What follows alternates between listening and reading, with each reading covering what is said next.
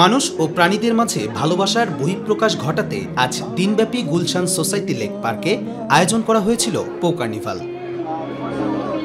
রাজধানী ঢাকার গুলশান ২-এর লেক পারে আদরের পোষা কুকুর ও বিড়ালের এক অভিনব আয়োজন ছিল এটি।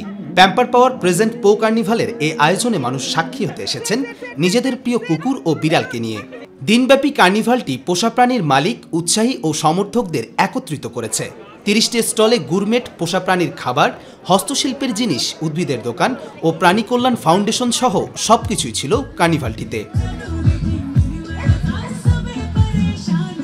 ওরাও তো একটা প্রাণী, ওদেরও তো একটা স্বাচ্ছন্দ্যবোধ আছে। আমরাও দেখি যে কারো কিভাবে তাকে যত্ন করছে।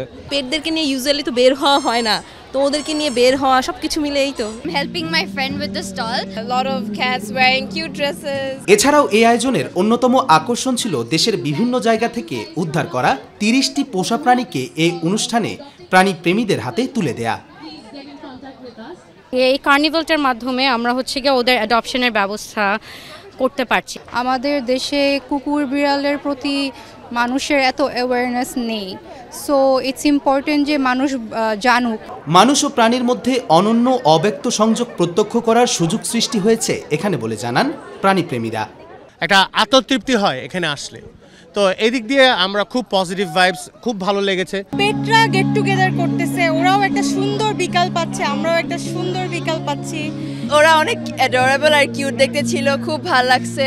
এক্সেপশনাল যেটা দেখলাম যে এখানে কিছু ডগ অ্যাডপশনের জন্য দেওয়া হয়েছে, যেগুলো রেস্কিউ করা। এই আয়োজনের মাধ্যমে মানুষ ও প্রাণীদের মাঝে মেলবন্ধন তৈরি করাই মূল লক্ষ্য ছিল বলে জানান আয়োজকরা। কুকুর বিড়াল আমরা পোষ মানি বা আমাদের পেটস যারা, ওদেরকে নিয়ে আমরা কি বলবো, we are not in a safe country. কারণ শুধুমাত্র পেটসদেরই না, আমি বলবো যে রাস্তায় যেসব কুকুর বিড়াল থাকে ওরাও সেফ না।